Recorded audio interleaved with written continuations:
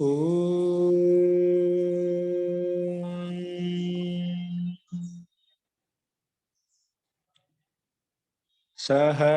సహనావతు సహనౌ భునక్తు సహ వీర్యం కరవావహై తేజస్వినావదేతమస్తు మా విద్విషావహై. ఓం శాంతి శాంతి శాంతి.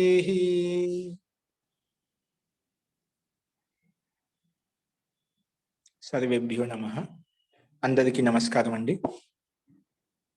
జీ, నిన్నటి పాఠంలో ఎవరికైనా సందేహాలు ఉన్నాయా?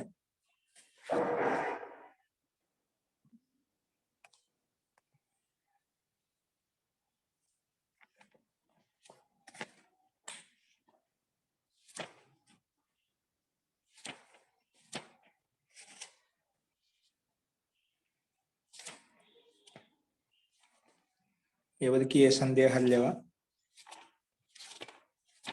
అస్తు. ప్రకృతం అనుసరామః.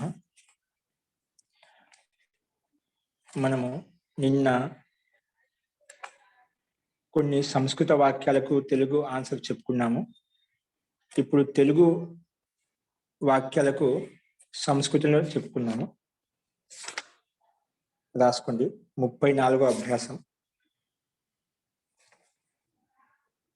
34వ అభ్యాసంలో తెలుగు వాక్యాలకు ఆన్సర్ చెప్పుకుందాము. జీ, మొట్టమొదటి వాక్యము శివుడు వస్తూ ఉన్నాడు. శివుడు వస్తూ ఉన్నాడు. ఆగచ్చన్ అస్తి.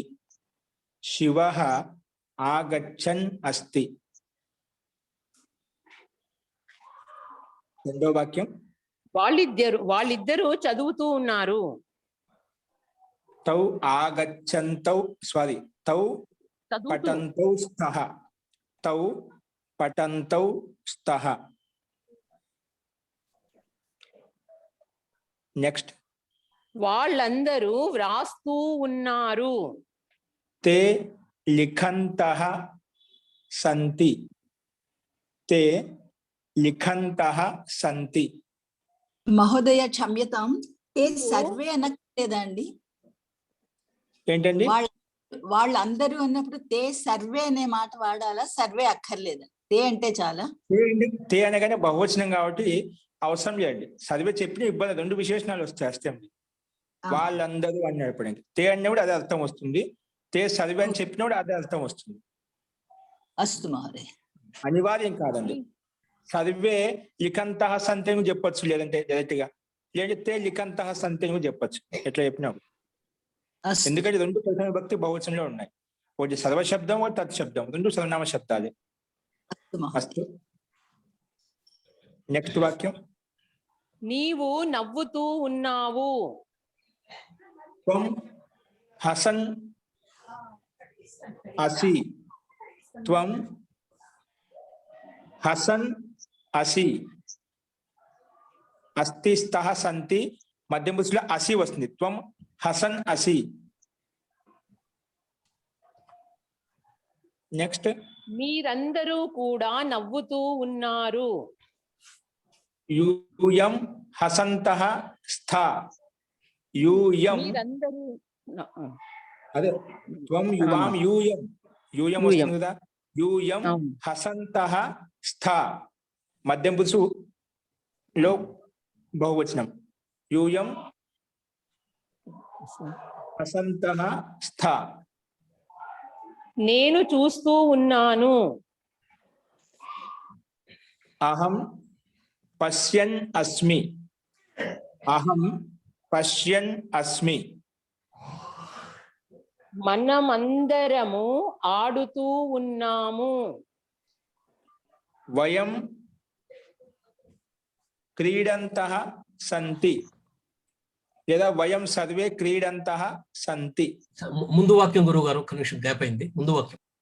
అహం పశ్యన్ అస్మి. అహం పశ్యన్ అస్మి. దేఖ్ రహా హూ. ఇవన్నీ శత్రు ప్రత్యయాలను ఉపయోగించి రాస్తున్నాను. మహోదయ అహం పశ్యన్నస్మి, వయం సర్వే లేదా వయం క్రీడంతః సంతి. సంతి సారీ, వయం అనొచ్చండి. స్మహ స్మః స్మః క్షమ్యతాం అండి. స్మః. వయం క్రీడంతః స్మః. సహ తౌ తే వచ్చినప్పుడు మాత్రమే సంతి వస్తుంది. అహం ఆవాం వచ్చినప్పుడు ఉత్తమ పురుషం కాబట్టి ఉత్తమ పురుషంలో బహువచనమే రావాలి. వయం క్రీడంతః స్మ. జీ నెక్స్ట్ అండి. రమా ఇంటికి వస్తూ ఉన్నది. రమ ఆగచ్చంతి అస్తి. రమ ఆగచ్చంతి అస్తి. గృహం రాయాలేమోనండి. రమా ఇంటికి. ఇంటికి అని చెప్పిందా? ఇంటికైతే మధ్య రమ గృహం ఆగచ్చంతి అస్తి. ఏంటండి?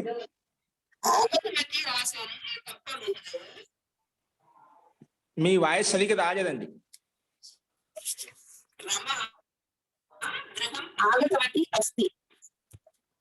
ఆగతవతి అస్తి కాదమ్మా. ఆగతవతి అనేది తాప్రత్యయాంతం కాబట్టి ఆగచ్చంతి అనే వస్తుంది.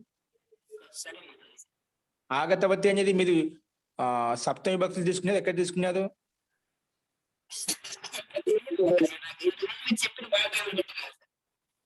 ఈ ఆగచ్చంతి రాయండి. ఆగచ్చంతి అస్తి. నెక్స్ట్ వాక్యం అండి. విభా పాడుతూ ఉంది.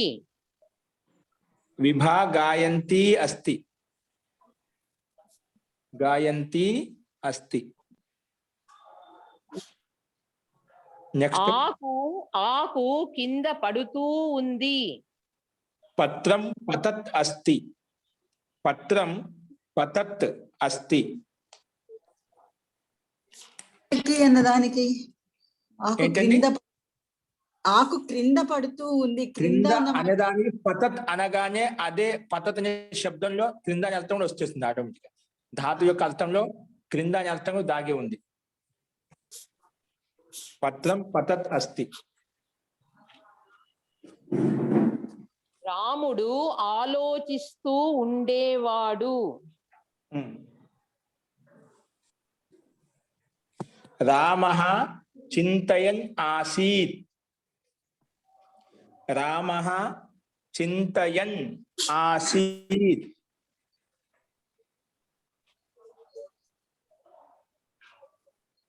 కృష్ణుడు అడుగుతూ ఉండేవాడు. కృష్ణః పృచ్ఛన్ ఆసీత్. కృష్ణః పృచ్ఛన్ ఆసీత్. వాళ్ళందరూ నీరు త్రాగుతూ ఉండేవారు. తే పిబంతః ఆసన్. నీరు ఉంది ఎలా? మహోదయ. ఏంటండి? తే నీరు, జలం పిబంతః ఆసన్. తే జలం పిబంతః ఆసన్.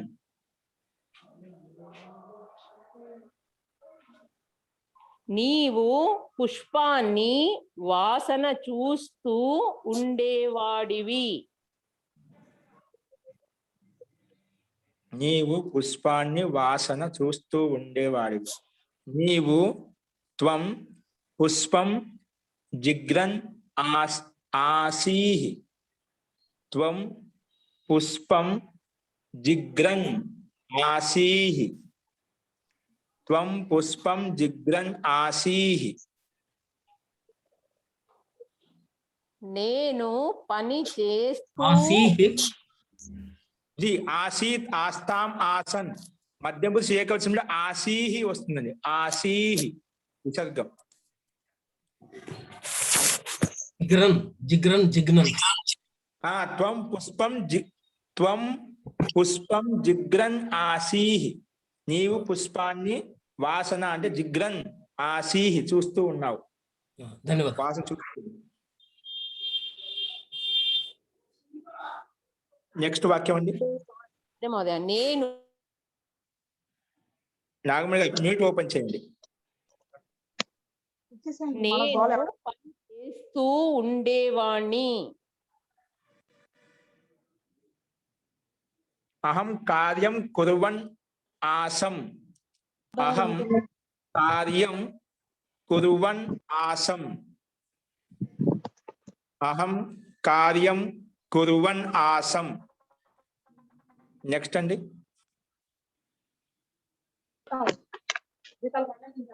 ఈరోజు పెడతాను. నాగమణి గారు మ్యూట్ ఓపెన్ చేయండి.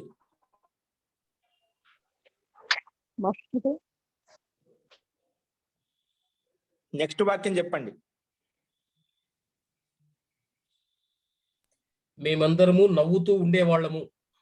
మేమందరం నవ్వుతూ ఉండేవాళ్ళము. ఓకే అండి. నేను వయం పని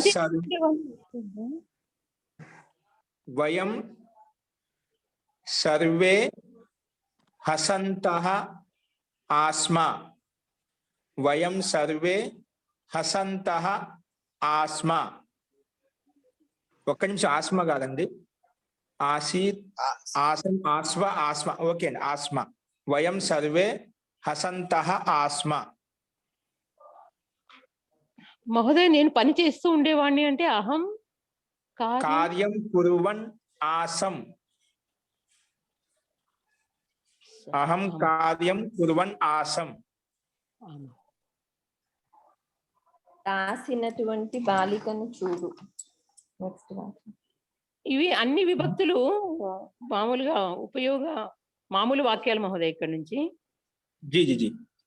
వ్రాసినటువంటి బాలికను చూడు. లిఖంతం బాలికం పశ్య. లిఖంతం బాలికం పశ్య. మహోదయ లిఖంతీం బాలికాం. ఓకే అండి, పుల్లింగం కదా. లిఖంతీం బాలికాం పశ్య. పుల్లింగంలో ఉంది కదా, కరెక్ట్ అండి. లిఖంతీం బాలికాం పశ్య. పుల్లింగం అయితే లిఖంతం వస్తుంది పుల్లింగంలో. ఇది స్త్రీలింగం కాబట్టి లిఖంతీం నదీం లక. లిఖంతీం బాలికాం పశ్య. రాసినటువంటి అనేది భూతకాలం అండి, ఇప్పుడు వర్తమాన కాలమా? రాసినటువంటి అనేది భూతకాలం అయితే లిఖితవంతీం వస్తుంది కదా. లిఖితవంతీం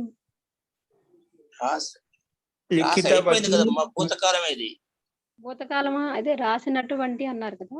రాస్తూ ఉన్నటువంటి బాలికను చూడంటే లిఖంతీం బాలికాం పశ్య వస్తుంది. అంటే ఇక్కడ మనం వర్తమాన కాలం చెప్పుకుంటున్నాం కాబట్టి ఇదే రాసుకోండి. లిఖంతీం బాలికాం. లాంగ్లాకార్ రాయమన్నారు కదా మహోదయ, భూతకాలంలో రాయమన్నారు. దీన్ని భూతకాలం రాయమని చెప్పానా? అవును మహోదయ, 11వ వాక్యం నుంచి భూతకాలంలో రాయమని చెప్పారు. లిఖితే హుయే బాలికను చూడు. ఉపయోగించి వాక్యాలు మహోదయ. అన్ని విభక్తులు ఉపయోగించి వాక్యాలు మహోదయ, మామూలు వాక్యాలు ఇవి. ఒక్క నిమిషం, ఇక్కడ వాక్యం దాన్ని బట్టి రాసినటువంటి బాలికను చూడు అంటే రాసింది కాబట్టి లిఖితవతి బాలికం పశ్య. రాసినట్టు ఇక్కడ తెలుగు వాక్యం ప్రకారంగా అయితే భూతకాలంలో ఉంది కాబట్టి, అంటే నేను ఆ రకంగా చెప్పాను మీకు. ఇక్కడ నుంచి మామూలు వాక్యాలు అని చెప్పాను కాబట్టి అన్ని రకాలుగా వాక్యాలు వస్తాయి. రాసినటువంటి అంటే రాసేసిందన్నమాట. లిఖితవతి బాలికాం పశ్య, అది రాయండి. కరెక్ట్ అండి జీ. ఇప్పుడు వర్తమాన కాలం కాదు ఉపయోగించడం. ఒక వర్తమాన కాలంలో అయితే లిఖంతీం బాలికాం పశ్య. ఇక్కడ వాక్యం కూడా భూతకాలంలో రాసుకున్నారు. అదే విధంగా రాసినట్టున్నా నా గ్రూప్ లో చూస్తున్నాను. రాసినటువంటి బాలికను చూడు అని ఉంది కాబట్టి లిఖితవతి వాక్యం నుంచి భూతకాలంలో లంగ్లకార్లో రాయమని చెప్పారు. అందుకే లిఖితవతి బాలికాం పశ్య అంటే రాసినటువంటి బాలికను చూడు. ఓకే అండి, అలాగే రాయండి. కానీ ఇక్కడ నేను అలా ఎందుకు చెప్పాను మళ్ళీ, ఇక్కడ లిఖితే హుయే బాలకో చూడు అంటే ఇక్కడ వర్తమాన కాలంలో ఇచ్చారు. సరే అండి, ఇప్పుడు దీనికి ప్రాక్టీస్ కోసం చెప్పి ఉన్నాను. మీరు ప్రాక్టీస్ కోసం అన్ని విభక్తులు ఉపయోగించి అని చెప్పినారు. ఓకే అండి. తో లిఖితవతి బాలికాం పశ్య. నెక్స్ట్ వాక్యము, పని చేస్తూ నేను ఒక తీయటి పండు తిన్నాను. పని చేస్తూ. కార్యం కుర్వంతం అహం ఏకం ఫలం అఖాదం. తీయటి పండు తిన్నాను మహోదయ, తీయటి పండు తిన్నాను. మధురం మధురం ఫలం అఖాదం. సార్ చెప్పండి. కార్యం కుర్వంతం అహం ఏకం మధురం ఫలం అఖాదం. మహోదయ కుర్వన్ రాదా? ఏం చెప్పాను నేను? పని చేస్తూ. కుర్వంతం అన్నారు. పని చేస్తూ నేను ఒక తీయటి పండు కుర్వన్ కదా, కుర్వన్ రాదా మహోదయ? పని చేస్తూ నేను ఒక పండు తీయటి పండు తిన్నాను. అదే పని చేస్తూ అని చెప్పారా? అవును ఓకే. మహోదయ, పని పని చేస్తూ అన్నారు. కార్యం కుర్వన్. ఓకే అండి. కార్యం కుర్వన్ అహం ఏకం మధురం ఫలం అఖాదం. ఓకే అండి. నెక్స్ట్ వాక్యం అండి. చదివినటువంటి బాలిక కోసము పండ్లు ఇవ్వు. చదివినటువంటి బాలిక కోసం పండ్లు ఇవ్వు. చదివినటువంటి అంటే భూతకాలంలోకి వచ్చేసింది. పఠితవతి పఠితవత్యై బాలికాయై ఫలాని దేహి. పఠితవత్యై బాలికాయై ఫలాని దేహి. ఓకేనా? పఠితవత్యై బాలికాయై ఫలాని దేహి. నెక్స్ట్ వాక్యం అండి. పరుగెడుతున్నటువంటి గుర్రము నుండి శిష్యుడు కింద పడ్డాడు. ధావతః అశ్వాత్ శిష్యః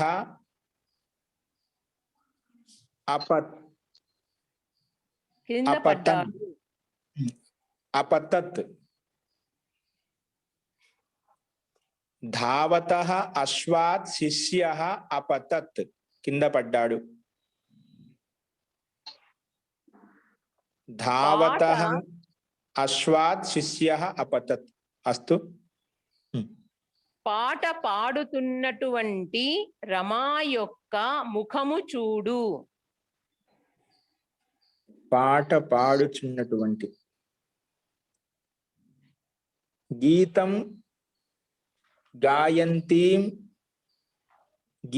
గాయంతీం రమాయాః ముఖం పశ్య. గీతం గాయంతీం రమాయాః ముఖం పశ్య. జీ నెక్స్ట్ వాక్యం. నేను మహోదయ. ఎప్పుడైతే రాస్తూ మహోదయ గీతం గాయంత్యాః రమాయాః కదండి. ఒక్క నిమిషం గీతం అండి. గాయంత్యాః రమాయాః. ఏ వాక్యం అండి? పాట పాడుతున్నటువంటి. పాట పాడుతున్నటువంటి. మీరేం చెప్తున్నారు? అంటే రమా యొక్క మొహము చూడు అన్నారు. గీతం గాయంత్యాః రమాయాః కదండి. అంటే మీరు గాయంతీం రమాయాః అన్నారు. అంటే రమాయాహకి ఇది విశేషణం రాయాలి కదా, గాయంత్యాః అని. జీ విశేషణంగా వస్తుంది కాబట్టి కరెక్ట్. గీతం గాయంత్యాః. ఇది కూడా షట్ట్రి ప్రత్యంతాలు విశేషణాల కింద వస్తాయి. గీతం గాయంత్యాః రమాయాః ముఖం పశ్య. ఓకే అండి, సుష్టు, ఉత్తమం. గీతం గాయంత్యాః రమాయాః ముఖం పశ్య. నెక్స్ట్ అండి. గాయంత్యాః షష్ఠి భక్తి రాసుకోండి. నెక్స్ట్. నేను ఎప్పుడైతే వ్రాస్తూ ఉండేవాడినో అప్పుడు ఒక మనిషి నా దగ్గరికి వచ్చాడు. యదా అహం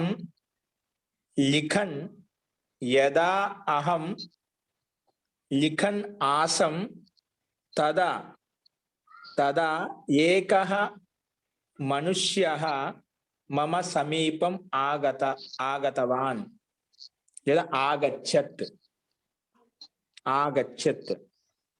తవతు ప్రత్యయం తీసుకుంటే ఆగతవాన్. యదా అహం లిఖన్ ఆసం తదా ఏకః మనుష్యః మమ సమీపం ఆగతవాన్ లేదా ఆగచ్చత్. నెక్స్ట్ అండి. శృతి వెనక స్మృతి నడుస్తుంది. స్మృతేః పశ్చాత్ స్మృతిః చలతి. శృతేః పశ్చాత్, శృతి తర్వాత శృతేః పశ్చాత్ స్మృతిః చలతి. పృష్ఠతః అనకూడదు మహోదయ.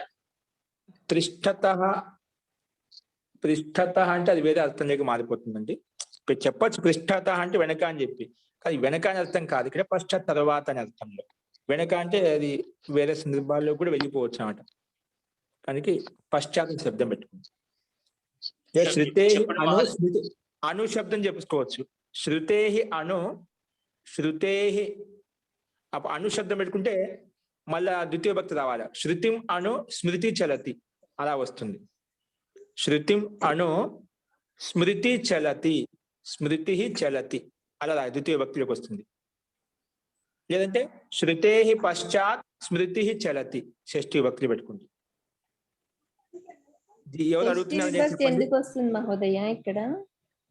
శృతి శృతి వెనుక, శృతికి వెనక స్మృతి నడుస్తుంది. శృతి ప్రథమ అంటే అక్కడ పశ్చాత్ సమీపం అను కొన్ని శబ్దాలు వచ్చినప్పుడు దాని షష్ఠీ భక్తి వస్తుంది చెప్పి. షష్ఠీ భక్తి నియమాలు చూడండి ఒకసారి. పశ్చాత్ శబ్దం వచ్చింది కాబట్టి షష్ఠీ భక్తి పెట్టుకుంటాం. శృతేః పశ్చాత్, శృతి వెనక స్మృతి నడుస్తుంది. ద్వితీయ విభక్తిలో కూడా స్మృతి ద్వితీయ విభక్తి కూడా వచ్చింది కదండి. అదే అప్పుడు అను శబ్దం పెట్టుకోవాలి. అను శబ్దం పెట్టుకే శృతిం అను స్మృతి చలతి అది చెప్పాను, ఆ వాక్యం చెప్పాను. శృతిం అను స్మృతి చలతి. శృతి ఇక్కడ మొదట్లో శృతిం, ఎందుకంటే ద్వితీయ భక్తి రాసుకోండి. ఎందుకంటే మనకి ఇక్కడ చెప్పారు కదా, ద్వితీయ భక్తి నియమాలను అభ్యాసం చేసుకోండి, పరిశిష్టం ఇచ్చారని చెప్పాం కదా. కాబట్టి ద్వితీయ భక్తితో రాసుకోండి, షష్ఠీ భక్తి రాయొద్దు. శృతిం అను స్మృతి చలతి. స్మృతి చలతి. శృతిం అను స్మృతి చలతి. నెక్స్ట్ అండి. శక్తిని, భక్తిని, అనురక్తిని, ఇంకా ప్రీతిని మరియు సమృద్ధి కోసం ఇష్టపడు. శక్తిం భక్తిం అనురక్తిం ప్రీతిం చ శాంత్యై సమృద్ధ్యై చ అభిలష లేదా ఇచ్ఛ. అభిలష లేదా ఇచ్ఛ. శక్తిం భక్తిం అనురక్తిం ప్రీతిం చ శాంత్యై సమృద్ధి. స్మృద్ధి అంటే ఇక్కడ సమృద్ధి ఉండాల్సింది, తప్పు పడింది. సమృద్ధ్యై చ ఇచ్ఛా. శాంత్యై సమృద్ధ్యై, శాంత్యై సమృద్ధ్యై చ, శాంత్యై సమృద్ధ్యై చ ఇచ్ఛా. సమృద్ధ్యై చ ఇచ్ఛా. మహోదయ అభిలష. రోచస్వ. అప్పుడు రోచస్వ అన్నాం అనుకోండి, రుచిదాతుక ప్రయోగం చేస్తే మొత్తం చతుర్థ భక్తులకు మారిపోతుంది. చతుర్థ భక్తులకు మారిపోతుంది.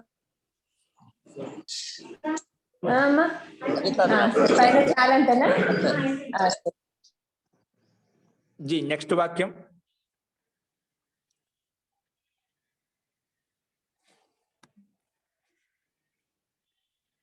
నెక్స్ట్ వాక్యం నామణి గారు. సుభాషితాన్ని చదువు, మూర్తిని చూడు, సభలోకి వెళ్ళు, ఇంకా ఔషధమును తీసుకునిరా.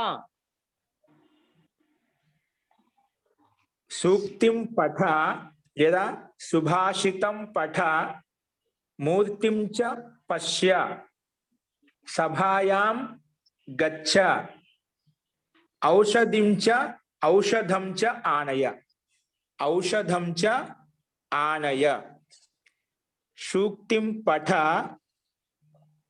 మూర్తిం చ పశ్య, సభాయాం గచ్చ, సభాయాం గచ్చ, ఔషధం చ ఆనయ, ఔషధం చ ఆనయ. నెక్స్ట్ అండి. విద్యాలయమునకు దగ్గరగా 2 వరుసలలో 10 మంది మనుషులు ఉన్నారు. విద్యాలయస్య సమీపం పంక్తౌ, ద్వౌ పంక్తౌ, విద్యాలయస్య సమీపం ద్వౌ పంక్తౌ 10 జనాః సంతి లేదా 10 మనుష్యాः సంతి. విద్యాలయస్య సమీపం ద్వౌ పంక్తౌ, 2 పంక్తులలో 10 జనాః లేదా 10 మనుష్యాः సంతి. మహోదయ, జీ. విద్యాలయం నికష అనొచ్చా మహోదయ? విద్యాలయం నికస వచ్చిన ద్వితీయ భక్తి వస్తుందండి. విద్యాలయం నికష, నికస, విద్యాలయం నికస అలా కూడా రాసుకోవచ్చు. విద్యాలయం నికస ద్వౌ పంక్తౌ 10 జనాః మనుష్యాः వా సంతి. ఉప విద్యాలయం ఉప ఎందుకు వస్తుందండి? ఉప దగ్గర అది సమాసయుక్తమైనటువంటి పదాలు. ఇక్కడ మనం సమాసాలు చెప్పుకోలేదు కాబట్టి ఇప్పుడు వద్దండి, నెక్స్ట్ రాసుకుందాం, తర్వాత వస్తాయి. నెక్స్ట్ సమీపే వస్తుందండి, సమీపం వస్తుందండి. విద్యాలయస్య విద్యాలయస్య సమీపం, షష్ఠి సమీపం. కొన్ని శబ్దాలు ఇచ్చాయండి, ఆ శబ్దాలు ఇచ్చాం షష్ఠి భక్తి వస్తుంది. అస్తు. ఇప్పుడు విద్యాలయం నికసాయం రాస్తుంది. విద్యాలయం నికస లేదా విద్యాలయం సకాశం, విద్యాలయం నికటం అట్లా ఏదైనా రాసుకోవచ్చు. ఇక్కడ విద్యాలయం సకాశం ద్వౌ పంక్తౌ 10 జనాః సంతి లేదా విద్యాలయస్య సమీపం. ఇక్కడ ద్వితీయ భక్తి రాసుకోండి, ద్వితీయ భక్తి ప్రకరణ నడుస్తుంది కాబట్టి. అస్తు. అంతిమ వాక్యం పరిష్కృత పద్ధతి సేవస్వ. అంతిమ వాక్యం అంటే పరిష్కృత పద్ధతి సేవస్వ.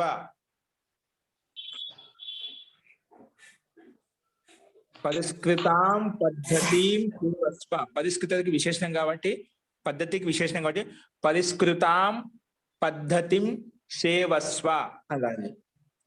పరిష్కృతాం పద్ధతిం సేవస్వ. ఇవి తెలుగు వాక్యాలండి. వీటిలో ఇంకా సందేహాలు ఉన్నాయి? ఇంకా ఒక్కోసారి పొరపాటున ఎక్కడో ఏదో ఉండి నేను తప్పు అంటే మిస్టేక్ అవుతుంటాయండి. మీరు అది చెప్పాలి, అలాగే రాసుకోవద్దు. ఏదో అడిగినట్టుగా 10 మందిలో ఉన్నప్పుడు ఇదే అన్నమాట, నేను చెప్పినది కాదు. సందేహం వచ్చిన తప్పు కనిపించినా మీరు చెప్పండి పొరపాటు. జీ. విద్యాలయం నికస, విద్యాలయం నికసా దంత సకారం. విద్యాలయం నికసా ద్వౌ పంక్తౌ 10 జనాః సంతి. మహోదయ 25th ఒక్కసారి చెప్తారండి? ఏంటండి?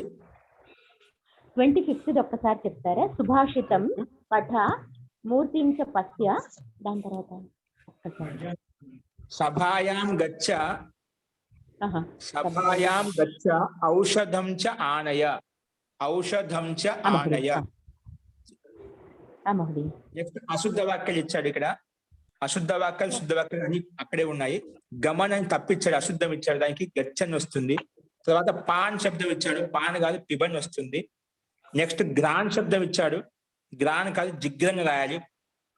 నెక్స్ట్ ద్విషన్ శబ్దం ఇచ్చాడు, ద్విషన్ కాదు పశ్యన్ వస్తుంది అన్నమాట శత్రుపత్యంలో.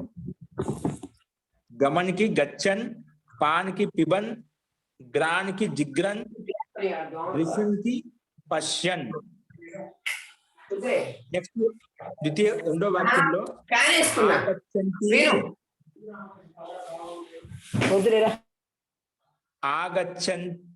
ఆగచ్చతి అంటే ఆగచ్చంతి రావాలి, ఆగచ్చతి కాదు ఆగచ్చంతి. మధ్యలో నకారం ఉంటుంది, అక్కడ నకారం తీసేసి రాశాడు అశుద్ధ వాక్యంలో. నెక్స్ట్ గాయతి అని చెప్పాడు, ఇక్కడ గాయంతి అని ఉండాలి, నకారం మధ్యలో ఉండాలి. అస్తు. ఇవి మనకు అభ్యాసం 34లో ఉన్నటువంటి సంస్కృత వాక్యాలకు తెలుగు ఆన్సర్స్, తెలుగు వాక్యాలకు సంస్కృతమైన ఆన్సర్స్. మహోదయ పంక్తి శబ్దము స్త్రీలింగం అండి. పంక్తి శబ్దం స్త్రీలింగం అండి. మతి శబ్దానికి సమానంగా నడుస్తుంది. స్త్రీలింగం కాబట్టి పంక్తి, ఇక్కడ ద్వే పంక్తయః. పంక్తి వస్తుందండి. ఆ? ద్వే పంక్తియో వస్తుందా? ద్వే పంక్తియోహో వస్తుంది కదా 2 వరుసలలో. విద్యాలయస్య సమీపం లేకపోతే ద్వే ద్వయోహ పంక్తియోహ వస్తుందా? ద్వయోః పంక్త్యోః, 2 పంక్తులలో. ద్వయోః పంక్త్యోః 10 జనాః సంతి. 2 పంక్తులలో. ఓకేనండి. పంక్తి శబ్దము స్త్రీలింగం మతి శబ్దానికి సమానం నడుస్తుంది, పుల్లింగం అయితే కాదు. వ్యక్తి ఇక్కడ ఇచ్చారు, మతి, శృతి, స్మృతి. జీ ఓకే అండి, ఉత్తమం. ద్వయోః పంక్తియోః, ఎందుకంటే ద్విశబ్దం నిత్య ద్వివచనాంత శబ్దం కాబట్టి సప్తమి భక్తిలో ద్వయోః వస్తుంది. ద్వయోః పంక్తియోః, ద్వయోః పంక్తియోః 10 జనాః సంతి. సప్తమి భక్తి కావాలి.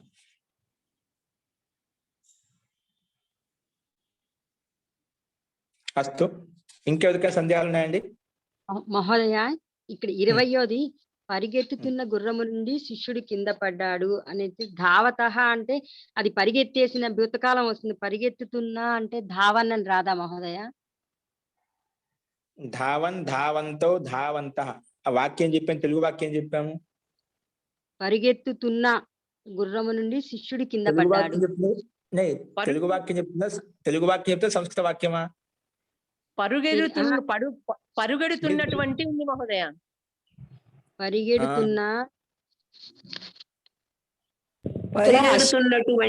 పరిగెడుతున్నటువంటి అది వర్తమాన కాలంలో ఉంది. ధావంతః అశ్వాత్ అంటే పరిగెడుతున్నటువంటి వర్తమాన కాలంలో. ధావితః అశ్వాత్ అన్నాం అనుకోండి, పరిగెత్తినటువంటి గుర్రం నుండి అన్నప్పుడు భూతకాలంలో వస్తుంది.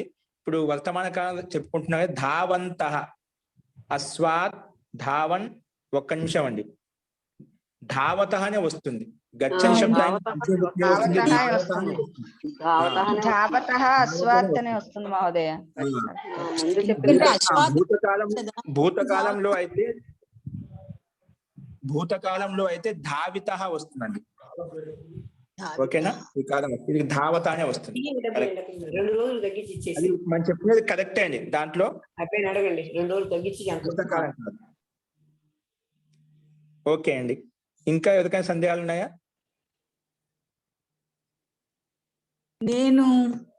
నేను ఎప్పుడైతే రాస్తూ ఉండేవాడినో అప్పుడు ఒక మనిషి నా దగ్గరకు వచ్చాడు.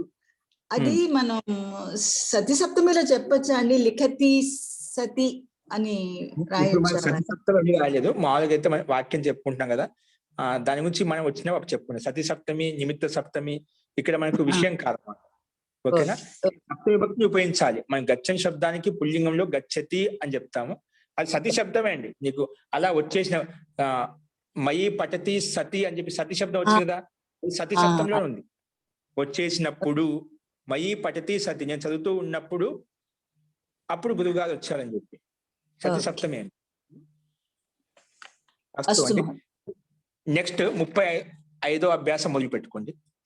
అభ్యాసం 35 నీట్గా రాసుకోండి. అలా సక్రియంగా రాస్తూ ఉండాలండి. మహోదయ అభ్యాసం 35 తెలుగు వాక్యాలు చెప్పాలండి. నియమాలు అన్ని చెప్పేశారు మీరు. నియమాలు అయిపోయి తెలుగు వాక్యాలు చెప్పుకోవాలా? సరే రాసుకోండి. తెలుగు వాక్యాలు గ్రూప్ లో. అభ్యాసం 35 తెలుగు వాక్యాలు రాసుకోండి.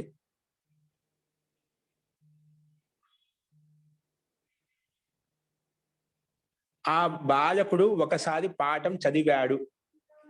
ఆ బాలకుడు ఒకసారి పాఠం చదివాడు.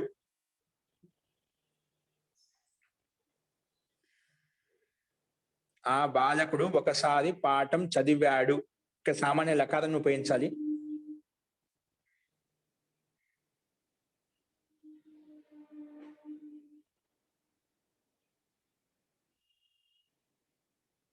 ఆ బాలకుడు ఒకసారి పాఠం చదివాడు. రెండో వాక్యం రాజకుమారి నది దగ్గరికి వెళుతూ ఉన్నది. శాశ్వతాన్ని ఉపయోగించండి. రాజకుమారి నది దగ్గరికి వెళుతూ ఉన్నది. రాజకుమారి నది దగ్గరికి వెళుతూ ఉన్నది.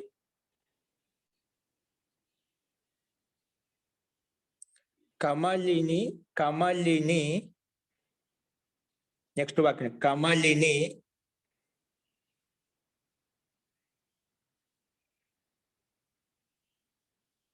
బావిలో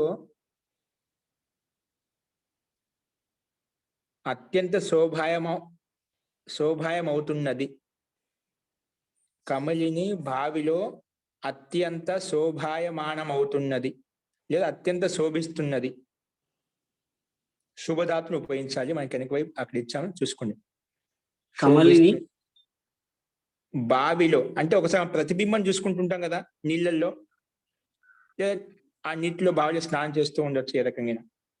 కమలిని బావిలో శోభిస్తున్నది, శోభాయమానం అవుతున్నది. ఇక శత్రు ప్రత్యయాన్ని ఉపయోగించి రాయాలి.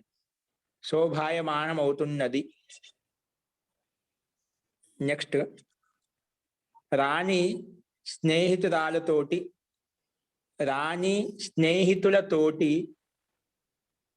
మహోదయ శానచ్ ప్రత్యయాన్ని కదండి ఇది మనకి అభ్యాసము. శానచ్ ప్రత్యయాన్ని ఉపయోగించాలి.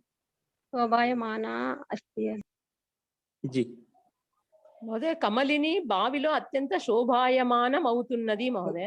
అవుతున్నది. ఓకే అండి, అదే అండి వాక్యం.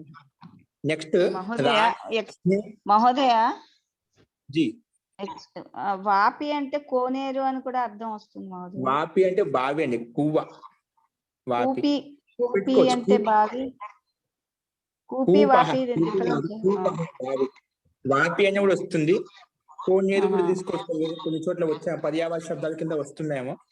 మొత్తానికి ఎక్కడ నీళ్ళల్లో అని చెప్తున్నారు ఇక్కడ. చెరువు అని రాపిచ్చారు కదా శబ్దకోశంలో వాపి అని. వాపి అంటే ఎలా ఇచ్చాను? వాపి అంటే ఎలా ఇచ్చాను? చెరువు రాయించారు మహోదయ. చెరువా? ఓకే అండి, చెరువు రాసుకోండి. చెరువు అని రాసుకోండి. ఇక్కడ రాయించాను కరెక్ట్. తాలాబ్ అని చెప్పింది. తాలాబ్ అంటే చెరువు. అమరకోశంలో వాపి కోప తటాకం అని వస్తుందండి. అమరకోశంలో వాపి కోప తటాకం అని వస్తుంది. జీ జీ జీ అవునండి. బావి కూడా కరెక్ట్ మహోదయ. ఎందుకంటే కాశీలో జ్ఞాన వాపి అంటారు. అది జ్ఞాన బావి అన్నమాట. అక్కడ కాశీలో గుడి వెనకాల ఉన్నది. ఉన్నాయి బావి వస్తుంది. అట్లా పర్యావరణ శబ్దాల కింద ఉన్నాయండి కొన్ని కొన్ని చోట్ల. ఇప్పుడు మనం చెప్పిన అర్థం ఏది ఇక్కడే, ఈ అర్థం ఇక్కడే పనిచేస్తుంది అనుకో, అన్నిటికీ ఇక్కడే ఇదే ఫిక్స్ అర్థం అనుకోవద్దు. కొన్ని చోట్ల వేరే అర్థాల్లో కూడా మారిపోతాయి. కేవలం మనం కొన్ని ఎగ్జాంపుల్స్ ప్రసిద్ధంగా ఉండి చెప్పుకుంటున్నాం మన లోక వ్యవహారం. మహోదయ ఈ కమలని అంటే ఏ చెరువులోనే ఉంటాయి మహోదయ ఈ కమలాలు. అందుకని ఇది చెరువే మనకి అక్కడ కరెక్ట్. ఈ పుష్పాలు కమలిని వాప్యం అత్యంత శోభాయమానం అవుతున్నది అంటే కమల పుష్పాలు చెరువులో అత్యంత శోభాయమానం అవుతున్నాయి అని రాసుకున్నాం. కమలి పుష్పం శోభాయమానం అవుతున్నది.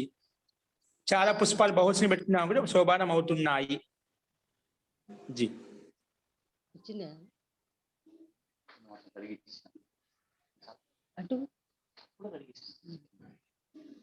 నెక్స్ట్ వాక్యం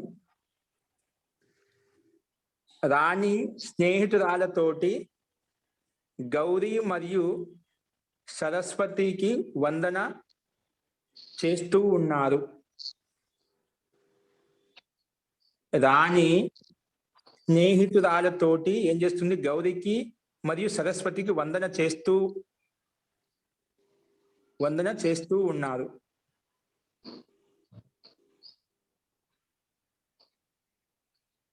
అంటే ముఖ్యంగా ఇక్కడ రాణి కాబట్టి ఏకవచనం రాదండి. చేసేది ముఖ్యంగా వాళ్ళతోటి రాణి చేస్తున్నారు. రాణికి ప్రాముఖ్యత ఇస్తున్నాం కాబట్టి గౌరికి మరియు సరస్వతికి వందన చేస్తూ ఉన్నది అని రాసుకోండి. నెక్స్ట్ అండి, నగరానికి 4 వైపులా మరియు రాత్రిలో నగరానికి 4 వైపులు. నెక్స్ట్ వాక్యం అండి.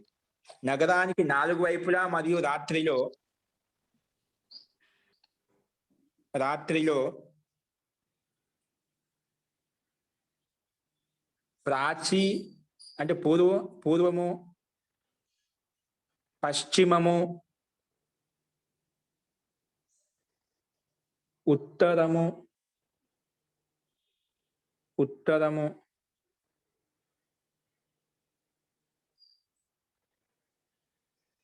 మరియు దక్షిణ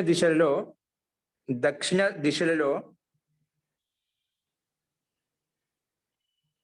కౌముది ప్రసరిస్తున్నది.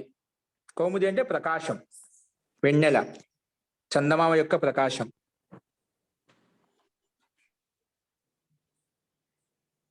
పున్నమి రోజు 4 వైపులా ఆ ప్రకాశం అనేది చందమామ యొక్క ప్రకాశం ప్రకాశిస్తుంది కదా. కౌముది ప్రసరిస్తున్నది. పూర్వము, పశ్చిమము, ఉత్తరము, దక్షిణ దిశలలో కౌముది ప్రసరిస్తున్నది అంటే వెన్నెల ప్రసరిస్తున్నది లేదా చందమామ యొక్క రోషని ప్రకాశం ప్రసరిస్తూ ఉన్నది. నెక్స్ట్ వాక్యం.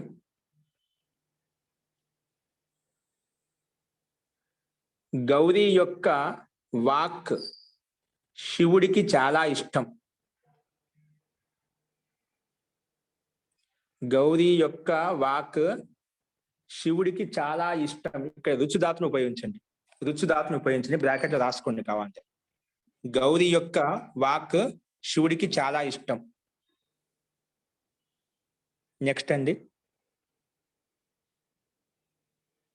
పార్వతి మరియు రుచుదాతు రోచతే, రోచేతే, రోచంతి దాతును ఉపయోగించండి. సరే. పార్వతి మరియు జానకి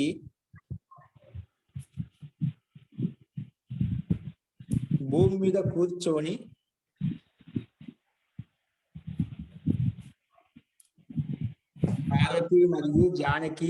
భూమి మీద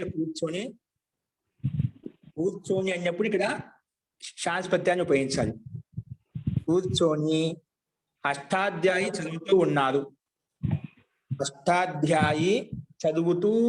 చదువుతూ ఉన్నారు అని కూడా ఇక్కడ శాస్పత్యాన్ని ఉపయోగించాలి. కూర్చొని అన్నప్పుడు అక్కడ శాస్పత్యాన్ని ఉపయోగించాలి. చదువుతూ ఏది అష్టాధ్యాయిని చదువుతూ ఉన్నారు. మరి అయితే ఇప్పుడు గౌరీ యొక్క వాక్కు శివుడికి చాలా ఇష్టం అన్న దగ్గర అక్కడ శానిస్పత్యం ఏమి రాదు కదండి. గౌరీ యొక్క వాణి శివుడికి చాలా ఇష్టం అన్నప్పుడు సింపుల్ వాక్యమే కదండి అది. సింపుల్ వాక్యం.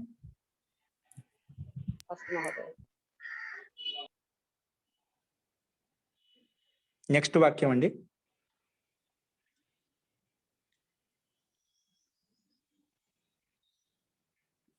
రాముడు కూర్చొని ఉండేవాడు. ఇక్కడ శాస్పత్యం వస్తుంది. నువ్వు చదువుతూ ఉండేవాడివి. నెక్స్ట్ వాక్యం. ముందు వాక్యం రాముడు కూర్చొని ఉండేవాడు. రాముడు కూర్చొని ఉండేవాడు. నెక్స్ట్ వాక్యం. నీవు చదువుతూ ఉండేవాడివి.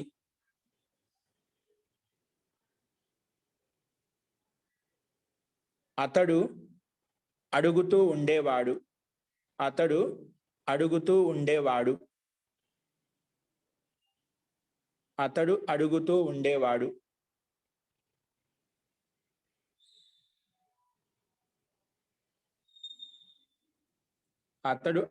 ఉండేవాడు.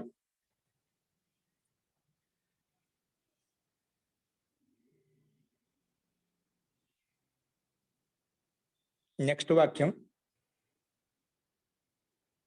కుమారి నిద్రపోతూ ఉండేది. ఇవన్నీ శాస్పత్యాన్ని ఉపయోగించుతారండి. కుమారి నిద్రపోతూ ఉండేది. నెక్స్ట్. గౌరీ తింటూ ఉండేది.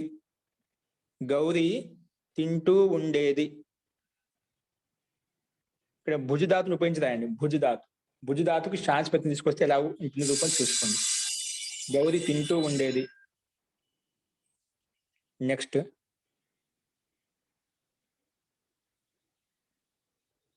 ప్రభ నవ్వుతూ ఉండేది. ప్రభ నవ్వుతూ ఉండేది. ప్రభ నవ్వుతూ ఉండేది.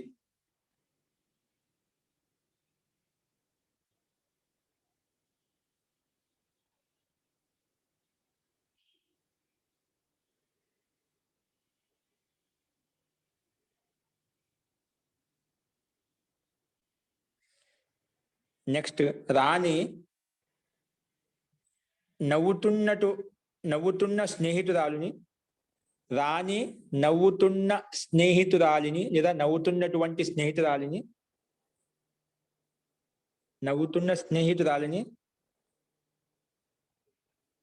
దుఃఖంతో చూస్తూ ఉండేది.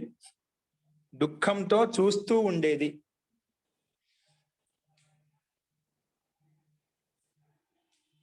దుఃఖంతో చూస్తూ ఉండేది.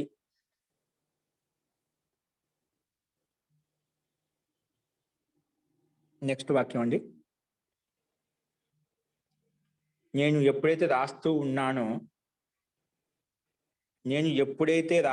ఉన్నానో అప్పుడు గౌరీ వచ్చింది. నేను ఎప్పుడైతే రాస్తూ ఉన్నానో అప్పుడు గౌరీ వచ్చింది.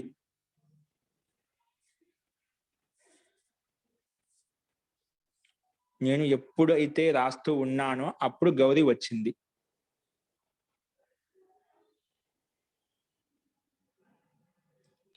మహోదయ క్షమితం, రాస్తూ ఉన్నాను అక్కడ ఆత్మనేపది రూపం ఏంటండి, ఎలా వస్తుంది? రాస్తూ ఉన్నాను నేను అంటే ఇక్కడ సప్తమి భక్తిని ఉపయోగించాలండి.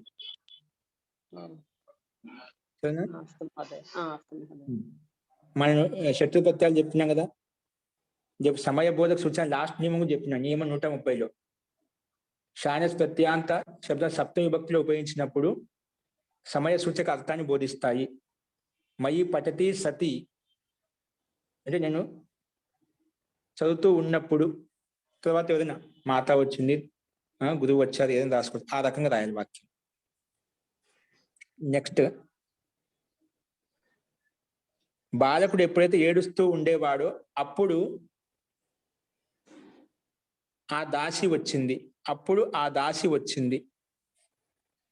ఆ దాసి వచ్చింది.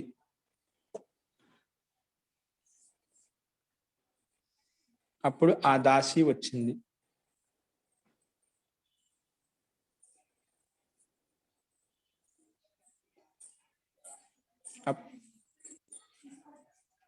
అప్పుడు ఆ దాసి వచ్చింది. నెక్స్ట్ అండి,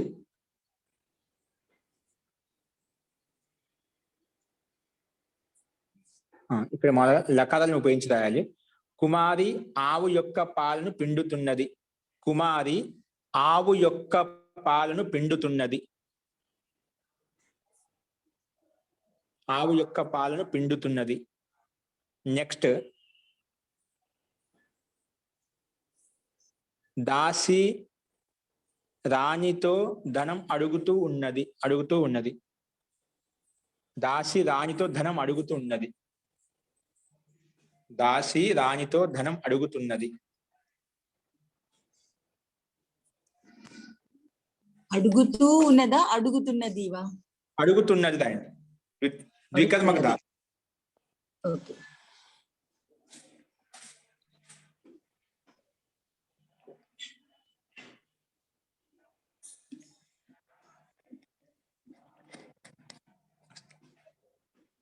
నెక్స్ట్ వాక్యం అండి.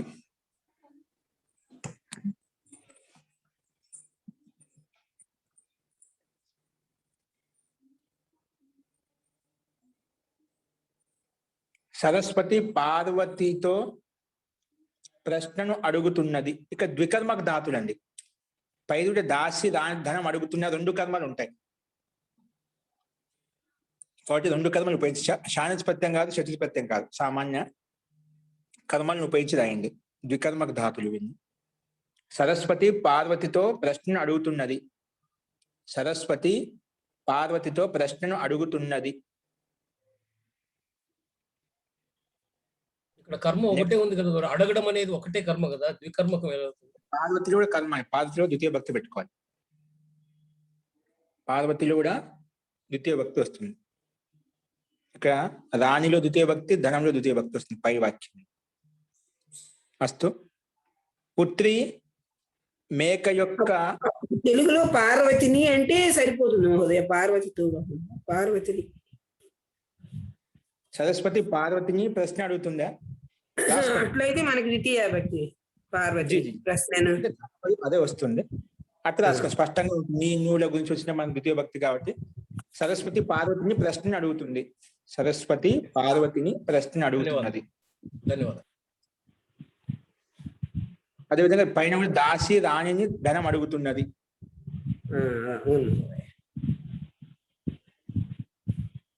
నెక్స్ట్ వాక్యం రాసుకుంది. 20వ వాక్యం. పుత్రి మేకను గ్రామంలోకి తీసుకెళ్తున్నది. పుత్రి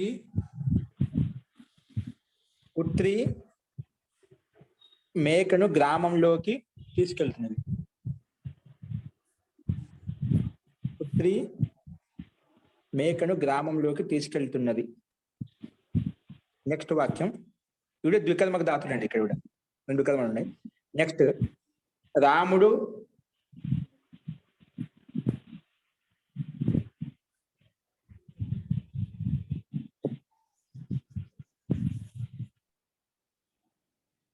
రాముడు రేపు ప్రాతకాలము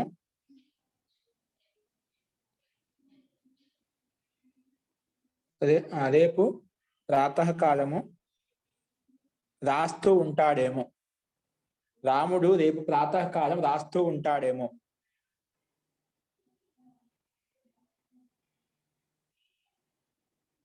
డైరెక్ట్ గా రాముడు రేపు రాస్తూ ఉంటాడేమో.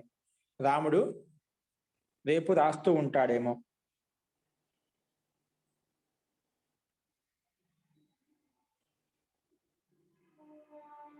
నీవు రేపు ఇంటికి వెళ్తూ ఉంటావేమో.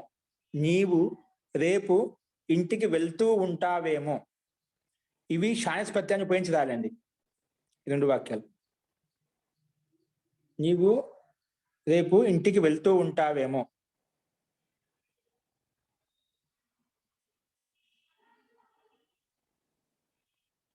నెక్స్ట్ అంతిమ వాక్యం. పాపం చెయ్యవద్దు. పాపం చెయ్యవద్దు. పాపం చెయ్యవద్దు. లేదంటే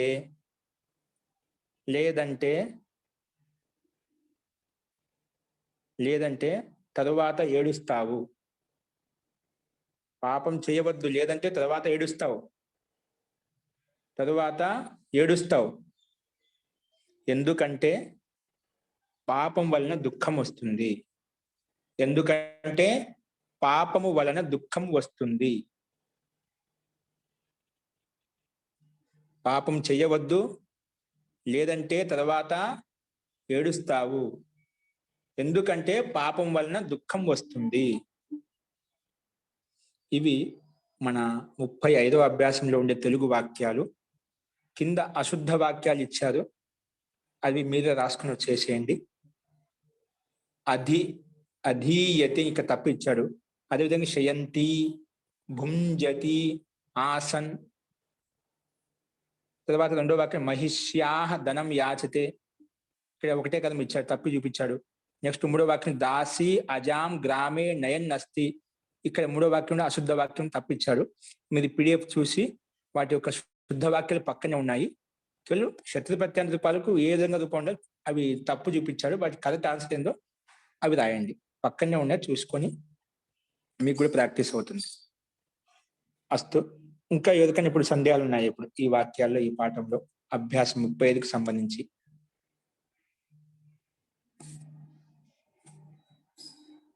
ఓకే అండి.